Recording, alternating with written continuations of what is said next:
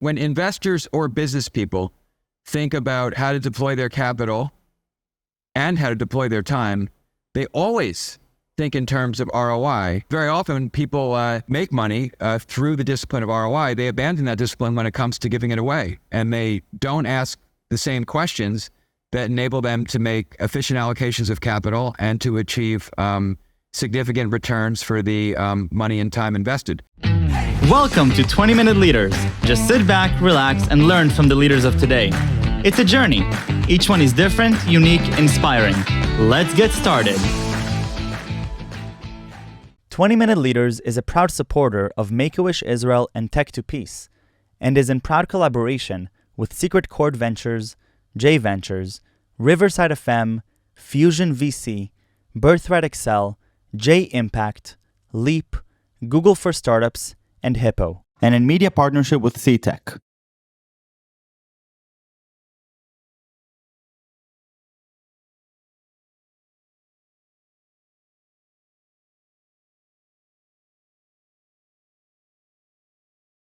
Mark, Gerson, thank you so much for meeting me here, 20-Minute Leaders. I really appreciate your time, your energy. Thank you again for being here. Michael, great to be with you.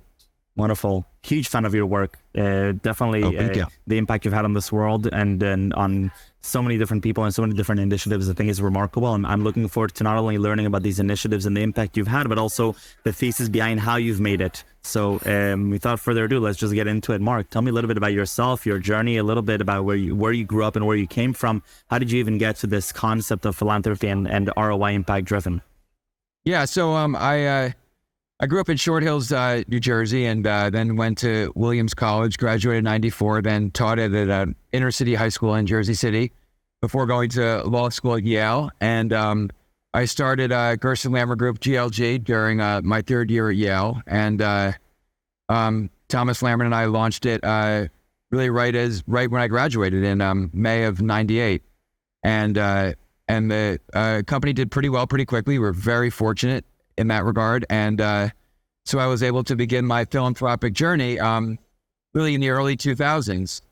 And I would say when I look back on it, the two really important moments were it was probably in 2002, 2003, when an early client of GLG said to me, "Do you want to meet Eli Beer?" Yeah. I said, "Who's that?" And he said, he's a medic from Israel and he's coming into New York. And I said, "You're a client, of course I'll meet whoever you want me to meet." So I met Eli. I remember where we were. We had dinner at Wolf and Lamb, which it was then, I think it still is now, 10 East 48th. And Eli described to me how people die all day, every day, waiting for an ambulance. And I said, well, being in New York, it makes a lot of sense to me because I can easily imagine an ambulance that's stuck in traffic. It's workers trying to get to whoever called 911, and there not being much time for the victim to have. The victim had a heart attack or a stroke or is choking or bleeding pursuant to an accident or something else. There are usually very often no more than 3 minutes that separate life from death. And Ellie's point is that that person needs help within those 3 minutes, sometimes 90 seconds, and it takes an ambulance 10 minutes. In the best of cases, whether in New York or Tel Aviv or even in the most advanced cities like those, it takes an ambulance 10 minutes because they get stuck in traffic. They're never right nearby or rarely right nearby. But Ellie's insight was that you don't need an ambulance immediately. His insight was that an ambulance is fundamentally a transport vehicle, and what the victim needs immediately is a trained and equipped first responder at his or her side who can save the life of the victim. And the victim needs that trained and equipped first responder there within 90 seconds or a little more, hopefully 90 seconds. And the ambulance can come 10 minutes later. And the ambulance workers can then relieve the volunteer medic who's been there for 8 minutes or so and transport the patient to the hospital as needed. And we started the organization shortly thereafter, which became United Hatzalah of Israel. That's incredible. And so this is not the only philanthropic organization that you're a part of that makes a tremendous impact. You're also a part of African Mission Healthcare, amongst others. Tell me a little bit about these other initiatives and the different impact you're making there. And then I want to tie it back together into your greater vision and thesis on how to make strong impact. Yeah, terrific. So Yeah, African Mission Healthcare. So we started in 2010, but the genesis of it was about 10 years earlier than that, which is when my close friend from college, John Fielder, graduated. He graduated medical school at Baylor. Then he went to the residency program at Johns Hopkins Medical School, and he called me upon leaving the residency program, and he said, as you know, I'm a Christian, and he said, therefore, I feel called by my faith to go serve the people who were then being ravaged by HIV in Africa. And so he told me what a medical missionary, a Christian missionary physician was, and he said, that's who I am. And so he went to Kenya in 2001, 2002, when HIV and AIDS were really ravaging Africa, and he began treating HIV and AIDS patients in the most difficult conditions imaginable, before there was anything approaching the distribution of therapeutics, which have by now made HIV a manageable chronic disease rather than a sure killer.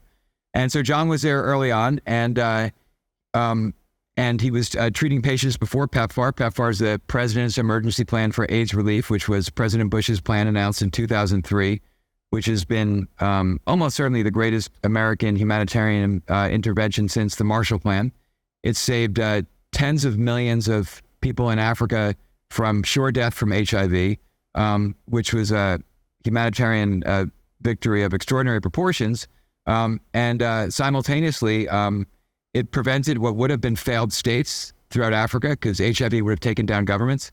And it made many of the countries in Africa, which were the main beneficiaries of the PEPFAR program, are now some of the most pro-American countries in the world.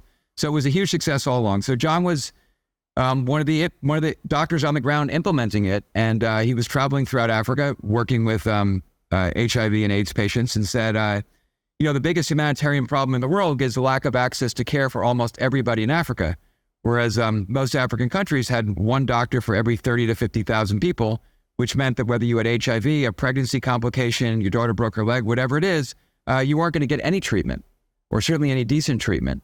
And he said, that's wrong. It's unnecessary, because there are people who are there, and more that can come, who are willing and able to do this work. And these are Christian missionary doctors serving at Christian hospitals throughout Africa. But they've effectively been abandoned in the field for a variety of reasons, mainly because they used to be supported significantly by the denominations, but the denominations progressively got poorer and weaker as non-denominational evangelical churches started to pick up, and a lot of these missionaries just got effectively abandoned. So we set up African Mission Healthcare in 2010 to partner with Christian missionary doctors at Christian hospitals to provide clinical care for the poor, to build infrastructure, and to do training. And now we work in 15, 16 or so different countries, doing lots of surgery, which is surgery and maternal child care, the 1 and 2 or 2 and 1 top two problems in healthcare in Africa. And that's where we work the most. And we work in direct clinical care. We also build infrastructure such as oxygen, such as consistent power, such as housing. We work very closely with our Christian hospital partners to identify what they specifically need that will enable them to deploy money most efficiently and serve patients now and in the near future. And so we do this in a variety of countries, and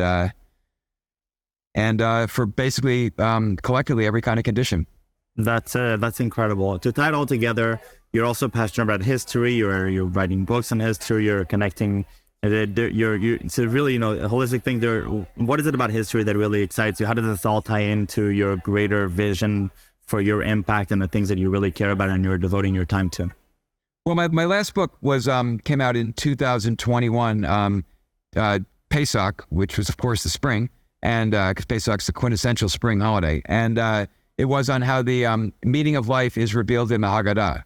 And the Haggadah is, of course, the guide that we Jews use to guide us through the Passover Seder, which is the most important and best religious ritual there is, the Passover Seder. It's the Jewish spring festival, and the Haggadah is the book we use to guide us through it. The Haggadah is basically the greatest hits of the Torah. And so the book goes through the sections of the Haggadah which are familiar to every Jew and increasingly familiar to the Gentiles who host their own Seders or attend our Seders. And go through and talk about how the Jewish notion of the good, meaningful, fulfilling life is revealed in the Haggadah and passages that may not seem profound, but they all are. All right. So diving into ROI and in the context of impact and philanthropy, ROI as an investor, as an entrepreneur, pretty clear how I measure it in the traditional tech space and in business. What does it mean for you? Yeah, it's a very good question. So, because you're exactly right. When investors or business people think about how to deploy their capital and how to deploy their time, they always think in terms of ROI. The only question is whether they do it intentionally or intuitively, but they always and only think in terms of ROI. The only question that they ask fundamentally is, how much money do I expect to get in the future for the dollars I'm investing now? Or how much value am I going to create for the time I'm committing now? And it's all a function of ROI. What's my return on investment, whether it's time or it's money? Every business person asks this question really all the time. And when it comes to deploying philanthropic capital, the same people very often don't ask the question. And they don't, and certainly don't rigorously try to analyze what's my return. Now, the return should be measured in one of three things. How many lives will I save? How much pain will I ameliorate? Or how much opportunity will I create? Those are the three things you can do with philanthropy per dollar invested. And all too often, people who create wealth, and by wealth, we can very broadly define that, because a good charitable organization can make a tremendous amount of use over a small amount of dollars. So there's really no such thing as a small charitable gift to the right organization. But very often people make money through the discipline of ROI, they abandon that discipline when it comes to giving it away, and they don't ask the same questions that enable them to make efficient allocations of capital and to achieve significant returns for the money and time invested. And so when my wife, who's a rabbi, when she and I give philanthropically, we always and only think in terms of return on investment. We always want to know with mathematical precision what is the outcome as measured by, as I said, lives saved, pain ameliorated, opportunities created. What is going to be the outcome mathematically per dollar invested?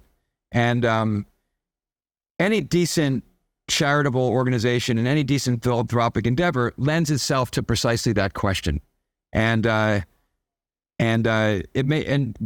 viewing philanthropy and by doing philanthropy through the lens of ROI, it means that one who gives, whether one's giving $18 a month or tens of millions a year, can have a very significant impact in the area where one is drawn to participate. And so if we're looking at the landscape today and first of all, I think it's fascinating and I absolutely love it. How do you see the landscape today of not only philanthropy, but also those that are running these charities and running these nonprofit organizations? How meticulous are they and how rigorous are they in this form of thinking of ROI, and where are we at with our ecosystem? Because obviously, these are incredible, incredible organizations that you're a part of, and I'm curious as to how you're observing the greater landscape here. Yeah, I mean, it's a really good question, because I think that people who run, and when we say who runs a charitable organization, that could define someone who chairs the board to the executive director who operates it on a daily basis. Both of them should think in terms of ROI. And if the leaders of a charitable organization can't articulate their ROI, they just might not have an ROI, which should be of particular interest to a potential contributor. I mean, just take a look at United Hatzalah. So United Hatzalah, let's take a look at the world pre-October 7th. Okay, because that's where I have the data. I mean, I have the data post-October 7th, but the following data comes pre-October 7th. Pre-October 7th, we were doing 1,900 calls a day.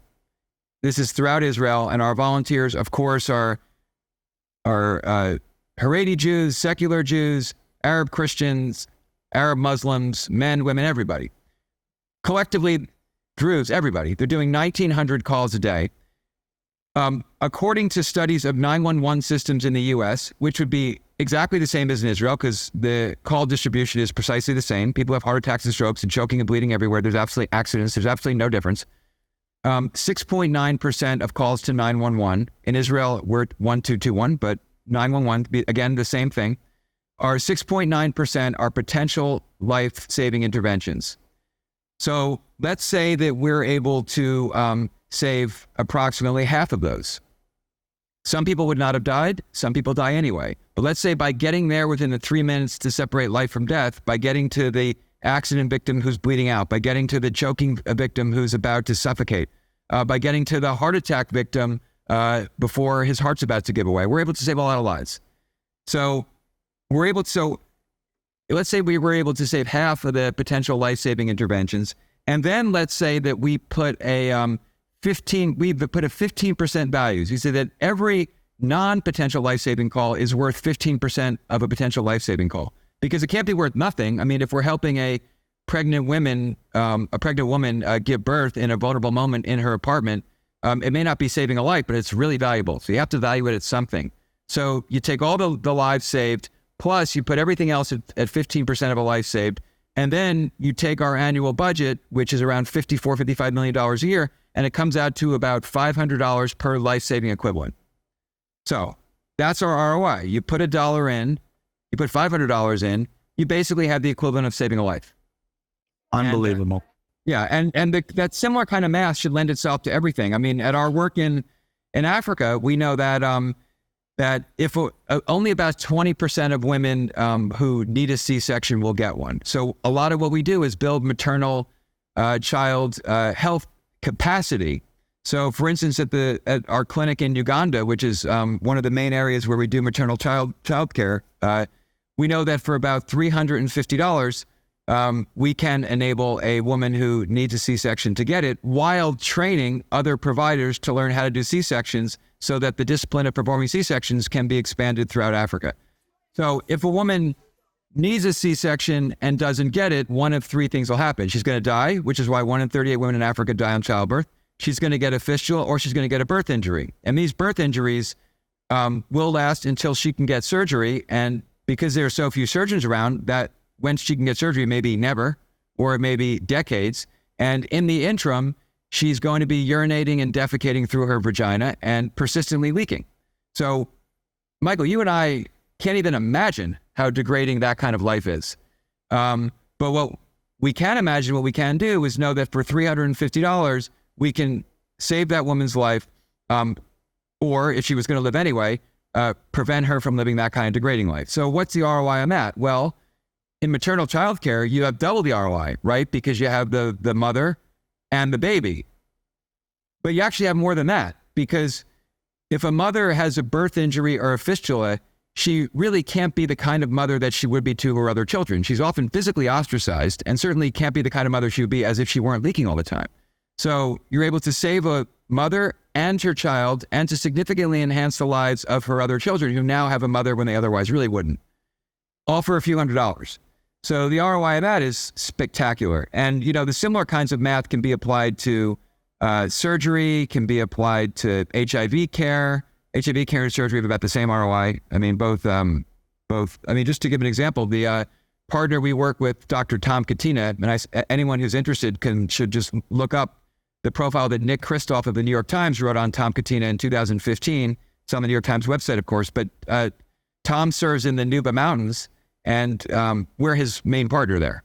And so Tom's the only surgeon serving a population of now 2 million people. So the budget of Tom's hospital, excluding the food, last year was about $1.6 million. And for that, Tom and his colleagues were able to do about 180,000 outpatients, 7,000 inpatients, 2,600 surgeries, 550 difficult births, plus malaria, TB, and leprosy and training for $1.5 million. So what's the ROI on that? Spectacular. So when we think about how we give, I think everyone should just think about, what's the ROI? What's my return on investment? If I put $1 in, what's my outcome out? And when one starts to think that way, and it's a very customary way of thinking, because everyone who has an online brokerage account thinks about it that way. When it comes to investment capital, so just think about the same thing when it comes to philanthropic capital. It's money either way. So it's just what's my quantitatively measured outcomes out per dollar in? So I think when people think in terms of ROI in their giving, they'll both make much better decisions and they'll avoid really bad decisions. And ultimately having a much greater impact altogether. Absolutely. And that's the whole point of it. Exactly. That's the whole point. Exactly. I mean, people talk about impact investing with regards to philanthropy, or they should, right? How do you measure it? Like otherwise it's just a word. And if it's just a word, it's just virtue signaling. Like, how do you, we're all for impact investing when it comes to philanthropy. I think financial investing and philanthropy should be separate things, and someone should try to make as much money as he can and then give as much money away as he can, as intelligently and effectively and efficiently as one can. But when it comes to giving it away, of course, one should optimize and maximize the impact.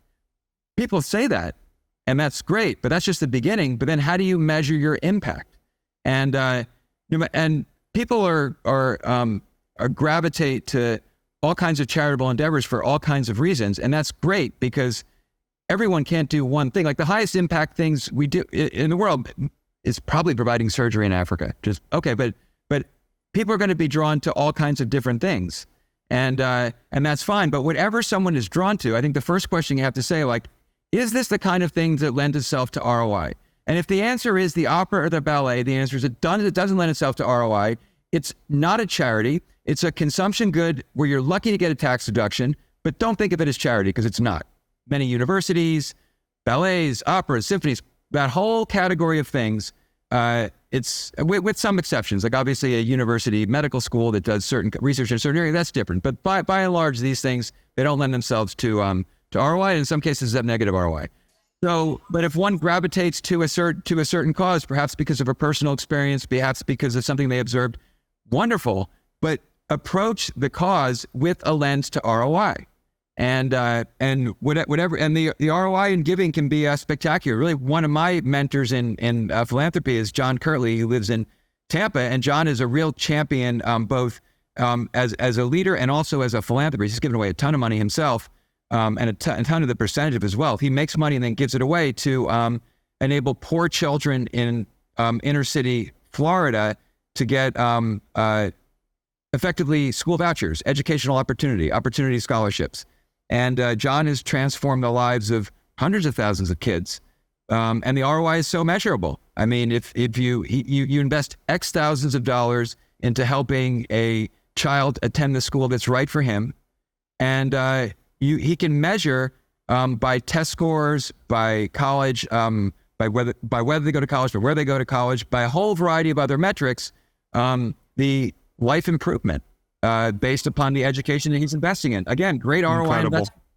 Mark, thank you so much. This was just wonderful, inspiring. I'm so excited to share this, and for myself as well. Thank you for all the amazing work that you're doing, and for taking this time to share with me. Thank you for the opportunity to share, Michael.